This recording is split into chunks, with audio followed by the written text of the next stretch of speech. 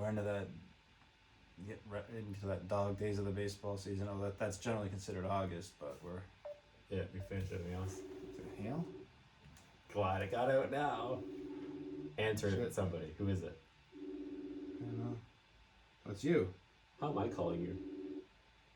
Wait, I'm calling you. Why are you butt dialing me? I don't know. I'm not. Dean, we're gonna do this episode live. I know. Like in person. Yes, I know. Are you literally calling me from beside me? Unfortunately, yeah. Okay. But I could have been literally anybody. I could have called. So while Dean butt dials me, he actually forgot that he's literally live in person. So Dean, welcome back to another episode of The Fourth Bag. We are here live for episode 5. You can put your phone away, put it on Do Not Disturb. Let's do this right here and right now. Did you bring a drink? Filming. Of course I started filming. All right. What do you got today? I got old style Pilsner. I actually got this in Vegas. It's a World Series of Poker magnet opener. Mm-hmm. Like that. Corona Zero from Costco. Cheers, buddy. Right. Thank you for coming. You could almost say that we're toasting like a victory because you literally just were out at League tonight. How did that go? That's right. I drew Dennis Willett as a partner in the blind draw, and we steamrolled through the field. I mean, I think I don't think we allowed 21 points in the entire tournament. You know, Wow. he played great, and I did what I do. And So did you know that Dennis's daughter Lori played in the World Series of Poker? yes, yeah, I saw And she did did she tell you pretty the well. stories tonight? I was going to She play did. in the World Series, and I thought to myself, like, I can't even last 3 hours in a local tournament, let alone play and bag and tag for 2 straight days. Mhm. Lori went down there and played the $1,500 monster stack, bagged and tagged on day 1, bagged and tagged on day 2, and walked away with a tidy profit, more than tripling her money. Wow. Like, Yeah. it's legit. There's money to be won. And we'll talk about paydays later in the show. But to start, I want to talk about what I was doing tonight while you were out there crushing it. And I was preparing for the international virtual qualifier. So next season, as you know, they're going to pick 16 pros. And I've been trying to take this whole playing on camera seriously. I started off playing in onesies, and I was just trying to have a good time, playing at my buddy's house. And I didn't find that I was like really preparing. So I started going out to Baden and practicing at Justin's place in the Poop Pound. And honestly, I felt like now that I'm putting in the work and practicing my deck rounds and practicing playing on camera, I'm ready for this virtual. And like, I feel like, you know, that video, it's my time, I can do it. Mhm. But I know there are lots of other people out there that are putting in just as much work. What advice more, would you yeah. give to these people who are like preparing for the virtual qualifier? Preparing for the virtual qualifier? Well, I mean, basically the same advice for any tournament. Control everything you can control outside of the box, and you know, come into it. Know that you're well prepared, whatever that looks like. So for me, that looks like sleeping, staying hydrated, playing in an environment I'm comfortable in. And I started doing things like, you know, just controlling my breath, slowing it down, Mhm. saying things with intent, Yeah. thinking. I literally was here doing my deck around tonight, and I was saying things like, okay, don't forget to step towards your target, finish your throw, make sure you rotate your bag. All the things I know I falter on when I get tired mentally. Yeah. Like, I'm mentally exhausted. You know, it's been a long day. I practiced last night till like 3 a.m. I thought, yeah, let's go play some cornhole. Let's go out there and do it. I played a doubleheader of baseball and then 3 hours of throwing, slept at 3, was up at 7. Like, you know what that's like. Yeah. It's hard. Yeah. If you're trying to play a tournament and you're exhausted, like, Yep. think back to a couple of Saturdays ago. We had this Hearts and Candy thing. I was like, yeah, let's have a party and then we'll all go to a regional. Yeah. So the plan was, you know, film an episode, shut that party down at 11, Mhm. and then rest. We're up on the road at 7, Yeah. and we're good. 7 hours of sleep. Should be That good. would have worked. That's not how it went down. No. No. And so we're up all night until 3, 4 in the morning, exhausted, trying to wake up the next morning on like no sleep. You're sleeping on a mattress in my basement. And then I only lasted doubles, but you stayed and you played singles as well. What was it like playing on basically no rest, 2 tournaments back to back, or 2 events? I mean, it was not easy, Chris, you know. I mean, I've had that happen before, unfortunately, every now and again. Like, I've had issues with insomnia since high school. I mean, it's not every tournament, but every once in a while, I struggle getting to sleep knowing I got to be up early the next day. Right. It's for me. A lot of it's muscle memory, and I can get through the day by just making sure I eat and drink, and on a regular basis. So Right. I'm not So diet and exercise, try, that kind of thing. try not you don't want to be hungry, because Right. if you're tired you're already cranky, and when you're hungry you're It compounds on everything. yeah, and when you miss a bag and you're cranky because of external issues, it just exacerbates the problem. I call it hangry. Yeah. Don't show up hangry. No. If it's like you wouldn't go to Costco hungry, you're surrounded by food. You're gonna buy so much stuff. I went to Costco before the party and I just was like, I went in there hungry. So you know what I did? I prepared myself for the grocery shop by eating a hot dog before I went shopping.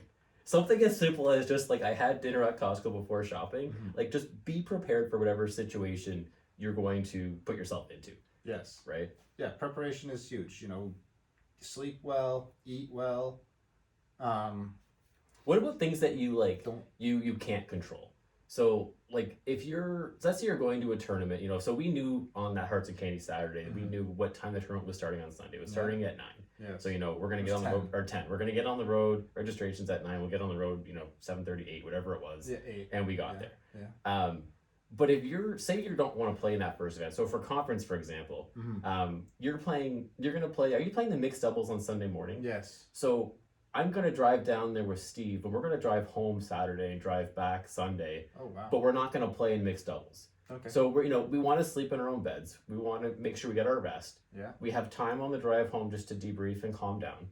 And so for us, that's what's going to work for us. We're not going to go party. We're just going to come home, settle down, have a good night's sleep, back on the road.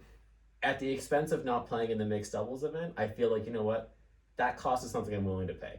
I'll put it all into, the blind draw and the singles and the doubles, mixed doubles. You can't play them all. And honestly, I want to be fresh. I don't want to wake up early Sunday morning and play another event. And it's also hard to, find a partner, find a ride, find everything, the logistics of everything. Right. I know that you went to, was it Michigan you went to when you sort of had this incident with the timings of the tournament and the doubles versus the singles after? Or how did that work? What happened in Michigan? The first tournament I went to in Michigan back in May, I had, on the website it said singles follows doubles. Doubles starts at 11, singles follows doubles, approximately 3 p.m. start. So they gave a guideline of 3. Right. So reasonably speaking, show up a couple hours before, whatever it is. Well, it's hard to say. And I figured, so 3 o'clock, I figure, okay, I'll shoot to be there for 1:30, give myself a little bit of wiggle room if it starts a little early, give myself some time to eat and warm up. Yeah.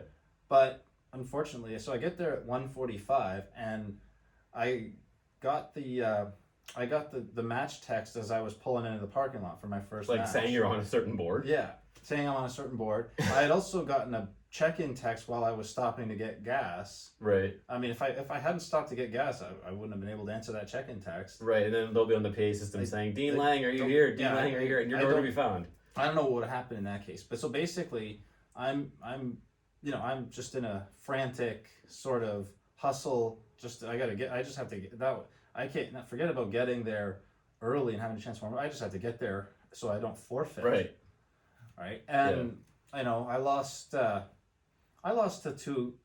two matches against two guys that I definitely feel like I would Because you're on your to Sunday best kind of thing, Even if you just warmed up, if you're just ready to go. if I was warmed up adequately, right. I feel like I would beat them 8 times out of 10. You were down in Chicago recently, and I remember watching sort of the Facebook feeds go by with live courts and live action. It's actually really cool. There's a lot of different people posting their live feeds, and in that PDC qualifier, you were just you were humming along. You were 4-1 in rounders, and then it was why is there nobody playing cornhole anymore? And I guess there was a live broadcast or whatever. Yeah. How long did you have to sit before you played that last match? Well, Chris, the 5th match in the rounders ended at about 8 o'clock, just before 8 o'clock Central. They were going on air with their broadcast at 9. Right.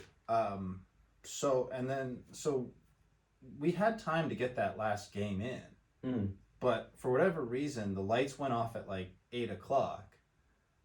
Are they doing some testing or something? Is there people in there? What's going on for that hour? I'm not 100% sure what was going on for that hour, but You felt like you there could have was- played. We could have played, and given that there was some sort of an apology made by one of the ACL employees, they felt we could have played. Right. I mean, everybody there felt we could have played. So it ended up being that we waited from 8 o'clock until after 11, and Right.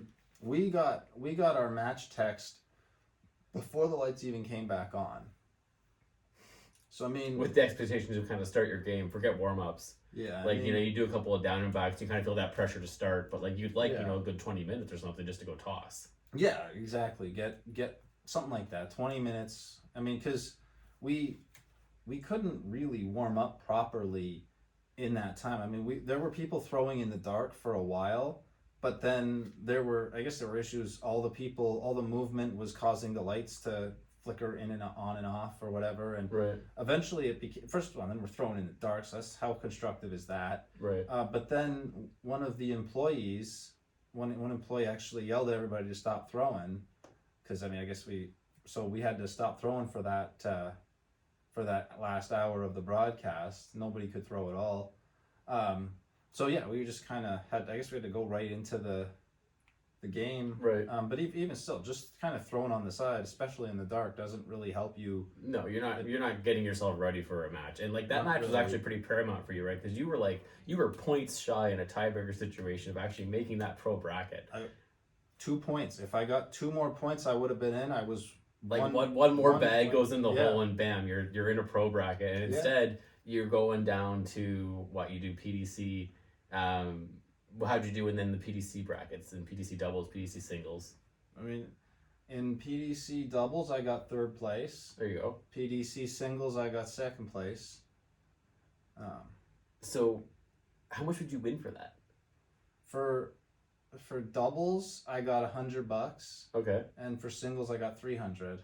And how much would you have won at, like, say the regional we did at Garden City for 2nd place? How much did I win? I got $90 for 3rd place, but you're winning hundreds of dollars. You got paid. Yeah. It took a while, but I got that money in my account. So I had my sort of like second big payday playing cornhole, which was really cool. That $90 is being parlayed into my Worlds registration, which is going to be sick. Yeah. And I know when you walked in today, you were like, "Guess what, Chris? Payday! It literally does happen. And the money's now in your account." That's right. And while you were gone tonight, I decided that in honor of Marcy's Playground, maybe we should actually have a payday of our own. So Marcy's Playground, for those of you who don't know, Dean travels a lot. And what do? You stop by gas stations and just sort of pick up like candy bars? Yeah, anytime I'm at a gas station and I buy gas, I stop and if there's a chocolate bar or some item of candy that's hard to find in Canada, Yeah. I've never seen a payday in Canada. You got a payday peanut caramel bar, king size, of course, and a chocolatey payday. So you got a chocolate covered payday and a caramel bar. And by the way, this is the ridiculous Las Vegas charcuterie board that I bought at a gift shop in Vegas because why not? And now I got a purpose for it. I didn't know why I bought this, but I got one. I got to start going to Watermark boards. That guy makes a way better charcuterie board. All right, so what we're gonna do is we're each gonna take a break here. I'll start with chocolate. Hey, let's start with the same one. So both of us take chocolate. There's you. Thank you. And then this is me. So it's supposed to be like a peanut caramel bar. So I would say it's supposed to be like a Mr. Big. What would you think? What would you expect? Well, the chocolate covered one's something along those lines. Yeah. I feel like it's really dense or like it's chewy. Like there's a lot of caramel in there. There to work is, through. If you like caramel, oh my gosh. The regular payday's got even more, I believe. Because there's no chocolate cover, there's even more caramel. Okay, so I can't even finish that. That's all freaking caramel. So yeah, this is basically, this is similar to a Mr. Big bar. I mean, there's not that wafery. This looks like a Taste of the Mr. Big Mr. without Big. chocolate. Yeah. Here, I'll try this one. You got the other half there. All right. Oh, it even smells like peanuts. Or it Oh, chocolate. Yeah, you can really taste the saltiness of the peanuts when it's just a regular payday. But it's great as something to eat during a tournament. You know what? regular It's one. there's some substance to it. Like that's a meal. Peanut butter bar is like a meal replacement. In a way, yeah. I usually go for like a bag of Twizzlers or some refined sugar, but it doesn't do anything for sustenance. I feel like when you're snacking, you gotta go like heavy with the peanuts. Actually, when I was in the regional in Cleveland in January, Yep. they didn't have any food on site, so this bar was the only thing I ate during the Is day the I was Cleveland there. regional? Yeah, the one in January where I ended up Wasn't getting there a third guy, place. like that guy with a hat that I took you down? What was his name? Hisner? Hisner. Look, I could literally, let me do my best Hisner impression. Like I could just hold a beer, cowboy hat. I didn't even realize that I was gonna be wearing this hat for this episode, but it kind of works. How was it playing Hisner? While we're just finishing this chocolate bar. What's it like to play a guy, like he just, to me he comes across as like super confident, maybe he has this thing, and it's like his like safety net of having a bottle, right? It balances him out, it balances his throw, it just feels comfortable, it makes it feel like the backyard. I don't know why he does it. Adam, if you ever watch this, leave a comment below and tell us, why do you hold a beer the whole time? I think it's a great rule. I've asked him that. His answer is just always thirsty. He's probably never going to give the real answer publicly. I mean, really, it's a balancing thing. Right. Yeah, I know. I noticed that. Like, I watched Alex Hicks today on the broadcast court. I think it was just a Facebook post from the past weekend in Chicago. He was playing Miranda Coy, and Miranda, holds 3 bags, and she passes one, and she's always spinning her bag and doing balancing stuff, whatever. Kind of like shuffling chips in poker. Do you do any of that stuff between shots? Not really. Maybe I might flip my bag a couple of times, or just sort of up, up and down with my Just hand. get the beads settled? Yeah. That's what Steve does. Steve always goes like this with his bag and just kind of gets them all backloaded Yeah. and settled. I do that with my bag. I like to have half of my hand, half out. Do one of these. And I'll do this all the time. I'm a chip shuffler for sure in poker, and I'm definitely a bag shuffler. Do you ever have somebody like in the box next to you, like in your field of view, doing stuff with their bag? Does that bother you? Generally, no. I never don't really notice what the person in the box next to me is doing. Right. They How do you prepare yourself for that situation? Really, you just keep focused on the board. I mean, it doesn't matter what they're doing in their box. It only matters what they do with the bag they throw. Right. So, I mean, it's that thing we talked about, in the last episode about not focusing on things that don't matter, just tuning out the things that don't matter. What about like the pace of play when you're playing somebody? Like, I watched Jamie Graham play, and it's like a beautiful sight to see like the consistency of just like 10 seconds, and he just shoots the bag in 10 seconds. And it was like almost on cue. I filmed his entire match, him and that guy back in Vegas, and it's like I watched it back, literally like an NBA official. You could almost count to 10 each throw. It's just so pure, so smooth. Do you take the same amount of time for each of your shots? Do you sort of like, do you ever get caught in a gunfight with somebody who plays faster? Like, I was playing kids that just shot right after I shot. And I'm like, okay, do I have to shoot fast now because they want to play faster? It's not a courtesy. No, I'm going to take my time. That's the way to do it. And so now I was like, if you want to play a fast game, you do you.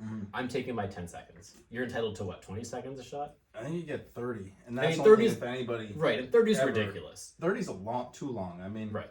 I feel like 10 is like a good amount of time. If there's some thinking maybe you're pushing 15 seconds. Yeah. But like, yeah, someone's going to sit there for 28 seconds and just twist their bag. Yeah. And then that's, throw it. That's Like, that's a little silly. ridiculous. Yeah. I mean, there are. Imagine calling the clock on somebody. It happens, but Really? not very often. I've never seen it happen.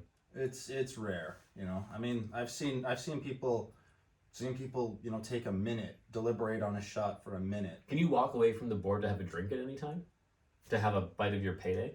You can, yeah. I mean, sure.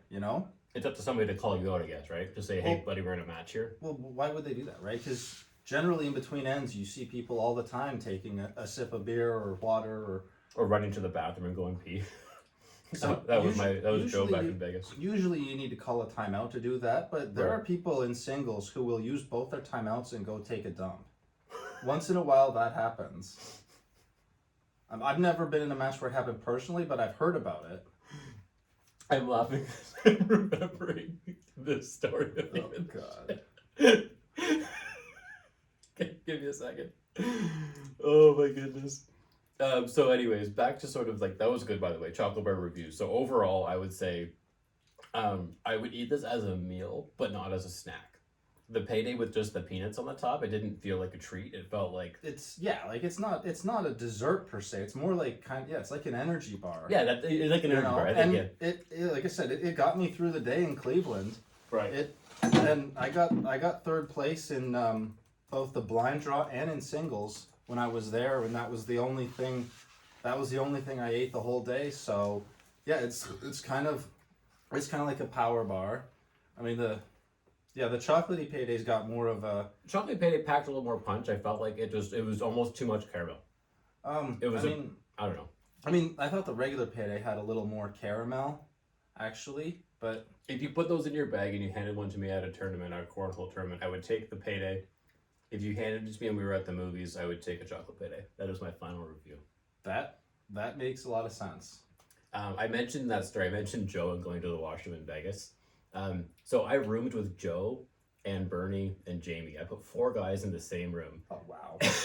And so we're right in the hotel. So I was able to get to my tournament, my commute was literally down the elevator and up the hall, right? Sure. So I didn't have anything to worry about. I could set an alarm and I could get there when I needed to. I was in control of the situation in that I wasn't at a different hotel and needing to Uber in. I was literally staying where we were playing. Yeah. So for me, that was good. But I didn't really think about like getting a quality sleep. I was more focused on the cost of the hotel. And so when I go down to Worlds, one of the things, like a lesson I'm learning from my experience at the Open is that when I'm traveling for cornhole, I need a good night's sleep. So when we go to Worlds, I'm going to stay at the same place you guys are staying at. But I'm going to have my own room with just one clean bed, have a good night's sleep. And then in the morning, we can get up and we can have our breakfast and go to the tournament. That's not a bad way to You do it. make a mistake or you have an oversight. I think it was more of an oversight. It wasn't a mistake. Yeah. Had a great time. Yeah. But the oversight was like the lack of sleep. And so I'm going to fix that at Worlds. And honestly, I feel like it's going to make a difference. I'm going to be well rested. Yeah, I mean, for me personally, when I go on 2 or 3 nights sleep, I can still perform at a respectable level, but I'm not the guy I expect to be. Right. I'm just like You're a fraction of yourself, but like you're still pretty good relative to like the rest of the field. I mean, I got second. I was second in both tournaments, and I lost by 1 bag each time, right? I actually had a lot of fun putting together that TikTok when you guys were going. Basically, all 4 of you guys, yourself, you, Bernie, Justin, and Brandon, you guys were going like. I could tell you were all competing, but I could also see that you guys were all tired.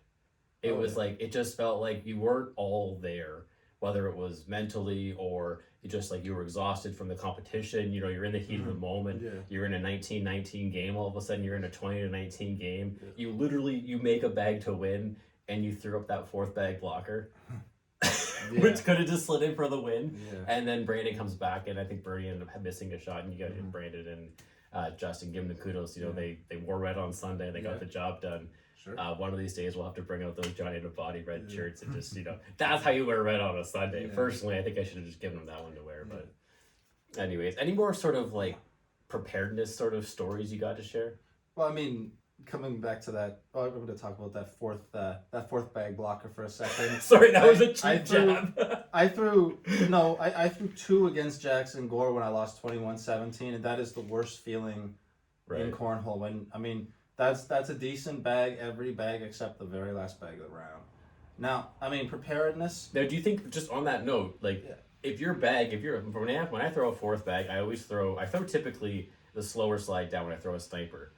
Knowing I'm probably going to lay up on my 4th one, just like my body just doesn't throw it harder, I generally flip it over and I go fast. I had to give myself the extra oomph. Or tonight I was doing my deck around and I would actually mentally say to myself, I know I bring myself short on the 4th bag. So I'm going to just give it a little more lift. I'm going to say it to myself. I'm going to mutter it to myself. I'm going to say it in my head because I know that that's what I need. So that's another thing I do to prepare is that I know where I am struggling.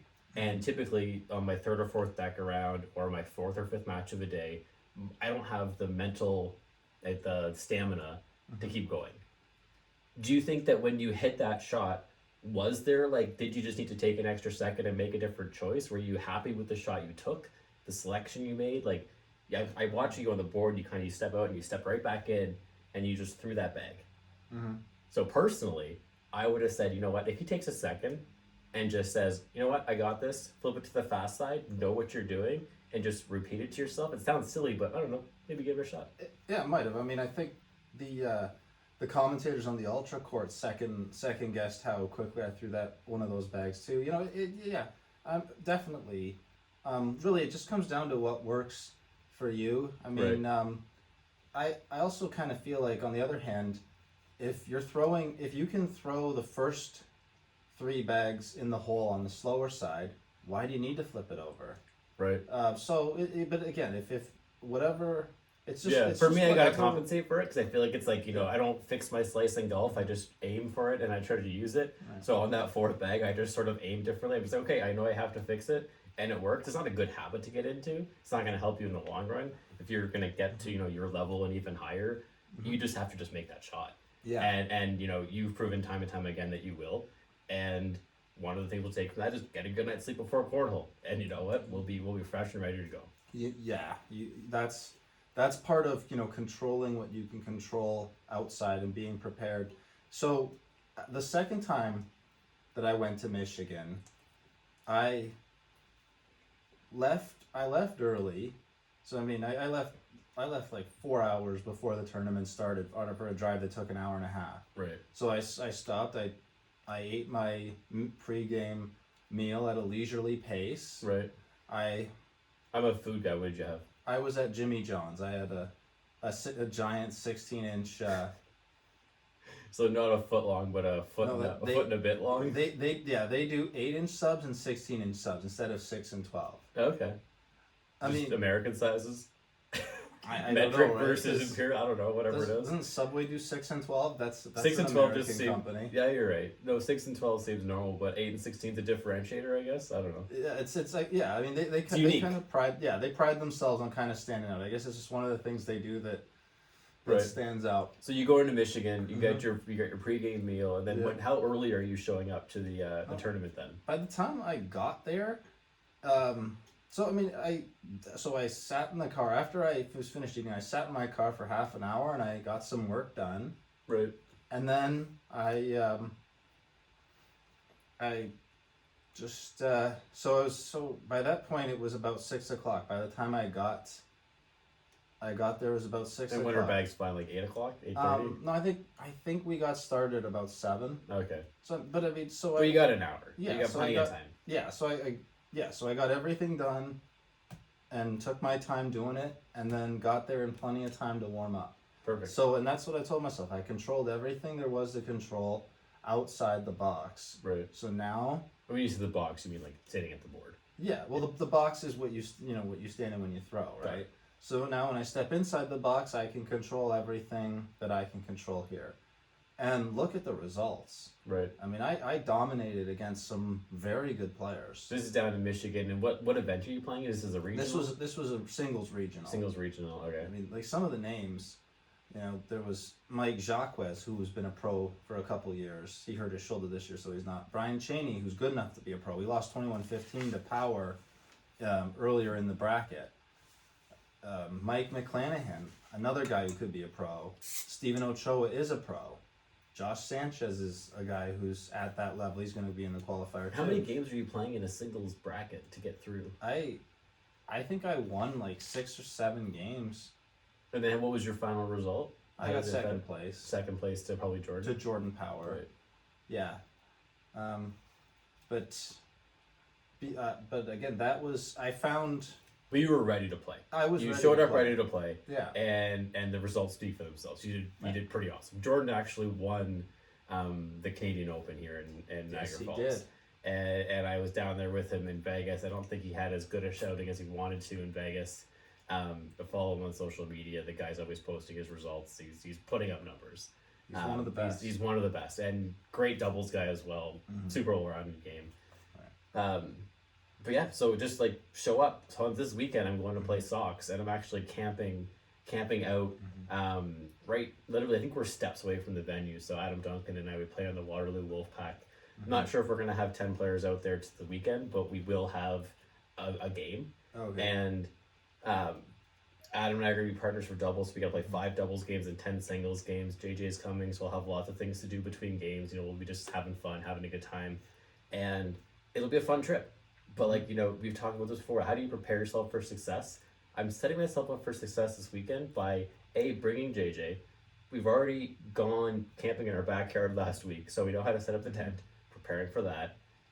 It'll be a nice, smooth, meal. We'll have a fire the night before. Toss some bags. Adam and I will, we'll use each other's bags so I can figure out what bag we want to use, and we're just gonna prepare. Yeah. All I can do is control what I can control for Sox. I can't control anything else. That's right. But you know what? We're gonna go to Aurelia. We're gonna crush it. Have a great time. And then I'll come home Sunday and just relax. Right. There you go. And I mean, the one mistake I think that happened in the match against for me and against Jordan is the thought entered my head, man, I gotta beat this guy twice. And yeah, to me, you've just made a difficult task that much more difficult. Yeah. I mean, not only it's not just, I mean, normally when I look at a double dip, I just look at it, I have to win one match and then I have to win one match. Right. But for me to have that thought in my head, I'm basically conceding that he's a better player. I mean, for all the world, he is. Right. But I can't look at it that way when I'm in the box. Yeah. You have to... You have 4 bags in your hand, and you Yeah. got one board in front of you. Yeah. Take care of business, and then go run it again. Yeah, and just, exactly. See where you're at when it's over. Right. Right? But yeah, there you go. So it's, so confidence and... Knowing that you can win a game, that's something that I brought back to me from Vegas, was just like, the ability, at the time I threw an 86, that was my best deck around. Tonight I threw an 89. Constantly improving, finding a way to get better. I'm doing that with my baseball swing. For the longest time, do you ever play baseball? I used to. So I had no idea that literally your hands need to work with the rest of your body. I would step and swing a bat, but I would step and swing a bat, not do them all in unison. Just like when I'm doing here, I take a step because I want to take a step and have everything in my body working towards that hole. Right. And to get that, I had to just practice it over and over again. So I started hitting crates of balls out back instead of playing cornhole. And all of a sudden, it's like my swing makes sense. Because I put in the work. I prepared. Yep. I haven't prepared for baseball in my life. Wow. Because it was just, baseball's fun. Then I find out that baseball is suddenly, it's a smart sport. It's a smart man's game. Hit the bottom of the ball, they say, so you can cut the wind when you're hitting a ball. Keep your hands up tight, keep your swing path, all these things. And now all of a sudden I have these things to think about, but I get them from asking the person around me, how do you do it? How do you prepare? How do you swing a bat? How do you throw a bag? And then I take that information and I make it work for me. And I think that's something I've got from you is that I'm not going to try to throw like Dean Lang. I'm going to take Dean Lang's information and make it work for me. When I taught people how to play cornhole on Sunday, I was at a party for a first birthday, and there was a couple of women who were in their Sunday dresses throwing cornhole bags, and they were just having a good time. And then I said to them, just throw a little bit higher. They did it, and a bag went in. Yeah. And then they tried it again themselves, and it didn't go in. And then I said, no, just a little bit higher and aim for here, and then it went in again. It was because they just needed a couple of pointers, just a couple of things, and then they make it work for them. Yes. Which I think all of this can work for all of you, Yeah, absolutely. You don't have to throw like Dean. You don't have to listen to me, but just getting this information out there and putting these thoughts into people's heads. Leave a comment below. What do you do to prepare for cornhole? Megan St. Thomas had that post in the what did she say? She said, I've got a question for my fellow cornhole players. I'm practicing this game more and more, but I can't seem to get out of my head. I've realized that cornhole is very much a mental game. Absolutely. That's what the 4th bag started at, the mental aspect of cornhole. I want to improve it. What are some ways you stay out of your head? So if you have a way you stay out of your head, literally comment below, put a note on a Facebook post, and just let's talk. Let's talk about it. Right. Yeah, and I mean the things that I told her are basically a lot of the stuff that we've already covered. You know, having the confidence, eating and sleeping adequately. You know, and always and like I asked her to be my partner for. Oh, really? Yeah. Oh, for mixed doubles. For mixed doubles in Innisfil, right? And I told her like I did that because I believe in her and she should have that kind of confidence in herself. Right. If Megan, if you're Dean's partner and you're standing next to him, do me a favor. If you make a mistake, don't say my bad. There's no my bads in cornhole. If you're saying my bad, just like, you know what, it can be your bad, that's fine. But with Dean, don't say my bad because I think it might hit a soft spot for you. Well, I mean, like when I've been in the U.S., I've had tournaments where I had a partner who said my bad 5-6 times every game, and it's by that point it's just If you're thinking yeah, 2 points you per are my bad. bad or 3 points per my bad, you can only get 5 or 6 my bads in a game. I know. The game's gonna be over. I know, So right? that's practically every end. No, but like she would say my bad when it was like a 3-3 wash Oh, or okay. something like that, right? So, yeah, it was. I mean, well, 5 or 6 at the most, but you know sometimes it might have been 3 or 4, but whatever. It was a lot. Right. It felt like 50. You know, it just like it was like every round it was happening just about. Do you like what are you doing for t-shirts when you're gone for your tournament in Indusville? You guys like what are you wearing? Are you gonna partner with Megan and wear a special shirt? I don't. What if I make you there's no my bads in cornhole and you wear that as your uniform? Would you do it? Absolutely, Okay. I'll wear. There's Megan, no I'll reach out to you and I'll figure out what size shirt you wear. I'll get you a matching shirt I've with had- Dean. And you guys could be like, there's no my bad in I cornhole. don't We'll know- put like I St. don't know Thomas about- on the I back. don't know if we need to do that. Yeah, you gotta do it. Come on. I mean, I'll ask Meg. I've If your actually- partner says she'll do it, will you do it? Megan's pretty fun.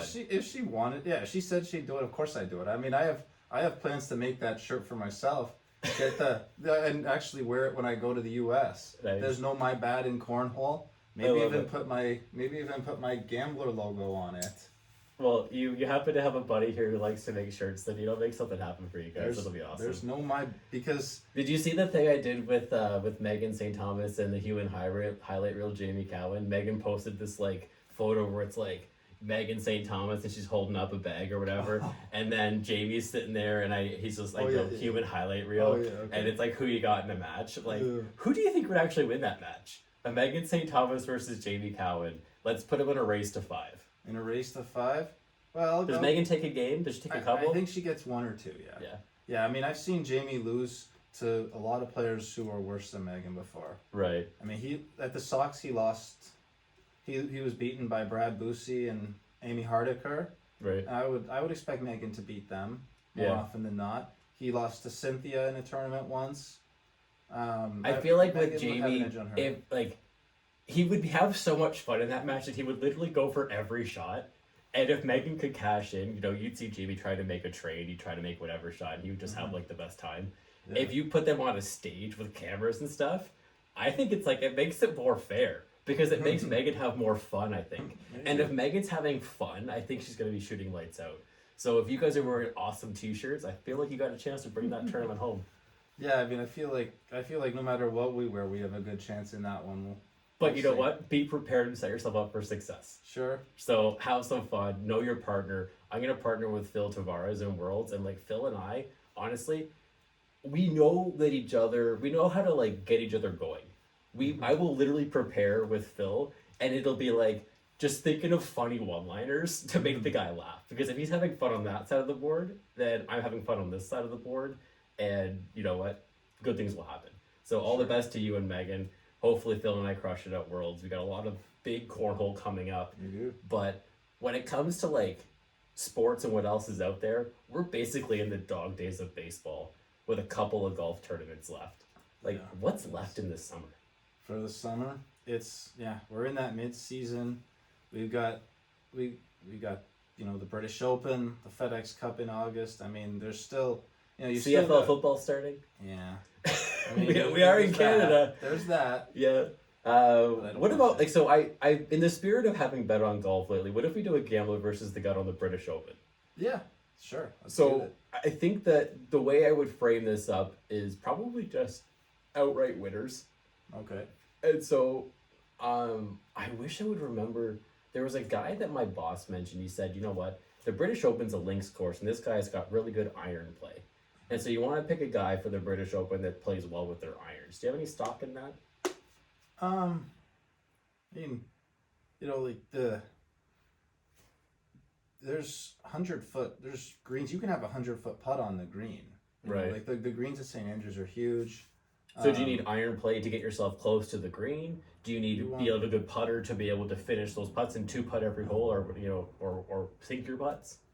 What's the prototypical golfer at St. Andrews? What are they going to look like on a course like that? I mean, the previous Tiger Woods won there twice. John Daly won there in 1995. My brain is saying big hitters. I mean, they are big hitters. Yeah, I mean, it's like there are some wide fairways, there are some huge greens. Right. So, yeah, I mean, being a big hitter does seem to help. Louis Oosthuizen, I think, won there in 2010. Yeah. So, I mean, it's. So if you were to, I put $10 on two guys. One of them was a free bet from a while ago, Okay. and one of them was another one. So I've got two guys in mind that I've put my outright wagers on. Pick two guys yourself, knowing that I have picked Scotty Scheffler and Morikawa. Morikawa? Okay. So don't pick those two. No, I'm not. Pick going two to. others. I will take Rory McIlroy for the first guy. Okay. I feel like he's been knocking at the door this year. Yeah. Hey, he didn't really finish at the U.S. Open, but he had a solid. Was it third round? He had a good round. He was. He had a good. He had. He didn't finish. No, he didn't have a. Like, it was there for him on the weekend to potentially pull it out, and he just couldn't quite dial it in there. Right. So McIlroy's your first, and who else would you for pick? who else am I gonna pick for The British Open outright Right. winner.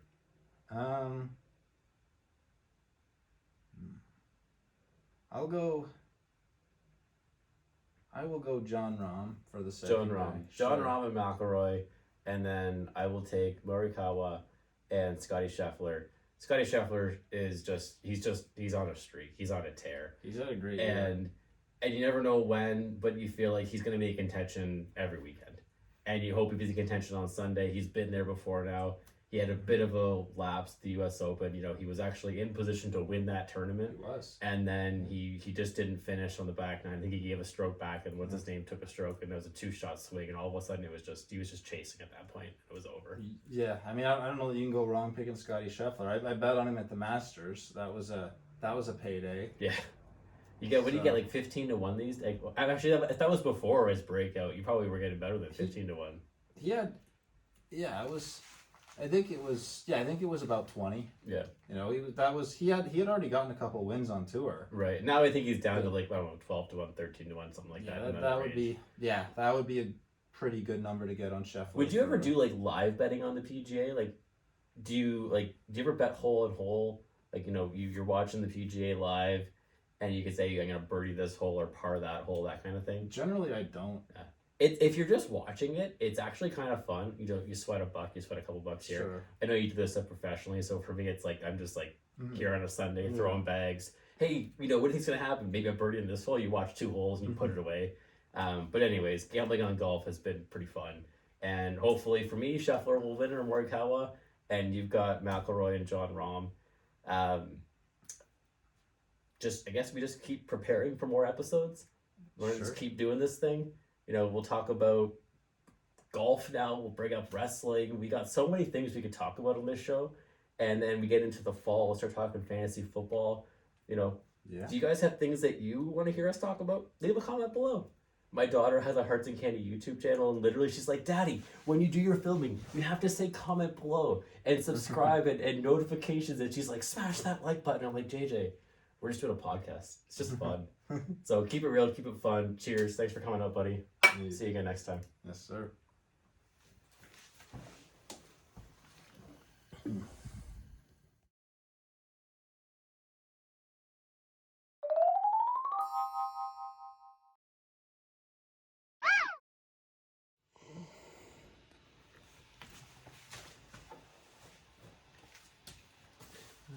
opener.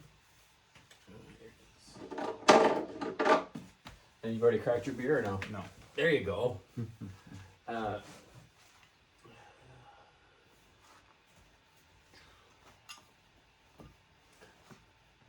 Phone on do not disturb. Silent, do not disturb, on for an hour. Mute this. Chocolate bars are melty enough. Knife. Alright. And what are we coming off of? Episode 4 finished with which gambler predictions? Episode 4. What did we do for that? Oh yeah, that was the Stanley Cup. Right, so we got that wrong. Yeah. Alright, so hockey season's over. We're in the depths of baseball. Yeah. We got this. And we're into that dog days of the baseball season. Oh, that's generally considered August, but Yeah, we finished everything else. is it hail?